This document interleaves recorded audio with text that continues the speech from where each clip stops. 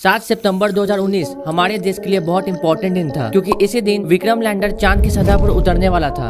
लेकिन software glitch के कारण ऐसा नहीं हो पाया और हमारे देश के होनहार साइंटिस्टों की मेहनत का फल स्वरूप उनकी आंखों में आंसू मिला। चांद से सिर्फ 2 कदम दूर रह गया देश। तनाव भरे क्षण होते हैं जब देश आप पर गर्व करता है। मेरी तरफ से आपको बहुत बधाई है।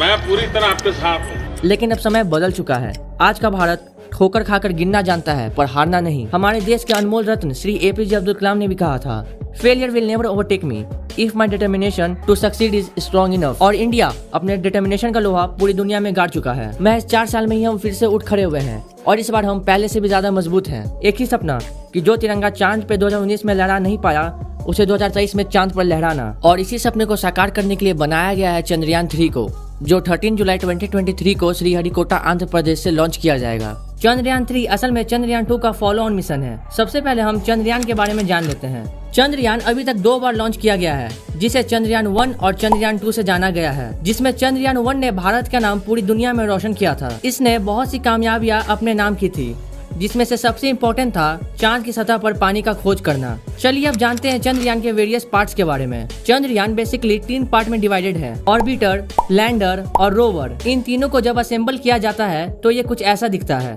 और फिर इसे रॉकेट की मदद से आउटर स्पेस में लेके जाया जाता है। ऑर्बिटर चांद की चारों तरफ चक्कर लगाता है और बेहद जरूरी इंफॉर्मेशन इसरो के साथ साझा करता है। मैं आपको बता दूं कि चंद्रयान 3 में ऑर्बिटर को नहीं लगाया गया है, क्योंकि चंद्रयान 2 मिशन जब फेल हुआ था तो उसका ऑर्बिटर सही तरीके से मून के ऑर्बिट में जा चुका था और उस ऑर्बिटर का लाइफ स्पैन 7.5 साल का था। इस हिसाब से हमारा ऑर्बिटर अभी भी वर्किंग कंडीशन में है। इसी कारण चंद्रयान 3 में ऑर्बिटर को नहीं लगाया गया है। अब बात करते हैं लैंडर की। जैसे कि इसका नाम है वैसा ही इसका काम है।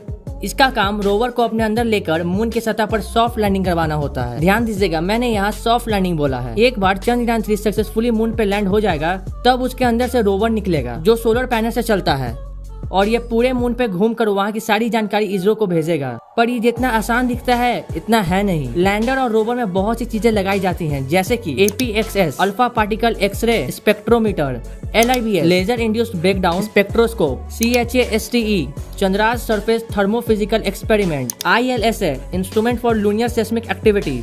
इन सब टेक्नोलॉजी से लैस होने के बावजूद साइंटिस्ट को सबसे ज्यादा दिक्कत इसे लैंड करवाने में होता है, या साफ तौर पर कहें तो सॉफ्ट लैंडिंग में होता है। असल में लैंडर जिस स्पीड से चांद की सतह पर आता है वो बहुत तेज होता है, और अगर वो उतनी तेजी से चांद की सतह पर आता है तो लैंडर टूट सकता है। उसी को अपोज करते हुए लैंडर को धीरे से चांद पर उतारने के तरीके को सॉफ्ट लैंडिंग कहते हैं। पर यह बहुत मुश्किल होता है, क्योंकि सॉफ्ट लैंडिंग एक आर्ट होता है और नासा इसका आर्टिस्ट है। नासा ने तो पैराशूट की मदद से भी सॉफ्ट लैंडिंग करवाया है। भारत चंद्रयान 2 को भी सॉफ्ट लैंडिंग करवाना चाहता था, पर ऐसा हो नहीं पाया। ऐसा नहीं है कि चंद्रयान 2 के बाद और किसी देश ने चांद के साउथ पोल पे अपना स्पेसक्राफ्ट नहीं भेजा, पर वो सब के सब नाकाम रहे। अभी तक अमेरिका, रशिया और चाइना ने ही मून पे सॉफ्ट लैंडिंग की है, और अगर भारत इस बार चंद्रयान 3 को मून पे भेज देता है तो ये चांद पे सॉफ्ट लैंडिंग करने वाला चौथा देश बन जाएगा। यहाँ पे एक बात और ध्यान देने वाली है कि इंडिया चांद के साउथ पोल पे जाना चाहता है, पर आखिर चांद के साउथ पोल पे ही क्यों? आपको जान के हैरानी होगी कि आज तक कोई भी देश चांद के इस हिस्से पे अपना झंडा नहीं लहरा पाया है। असल में चांद का ये हिस्सा सूरज की रोशनी से दूर रहता है, यानी यहाँ परमानेंटली अंधेरा होता है, जिस कारण यहाँ पर आइस की मिलने की संभावना बढ़ जाती है, और अभी तक अनएक्सप्लोर रहने की वजह से ये मिस्ट्री से भरा हुआ है। इसी कारण इंडिया अपना चंद्रयान चांद के साउथ पोल पे उतारना चाहता है। दोस्तों, भले ही रिजल्ट कुछ भी हो, पर हमें ये नहीं भूलना चाहिए कि भारतीय स्पेस एजेंसी की शुरुआत कैसे हुई थी और आज हम किस मुकाम पे खड़े हैं।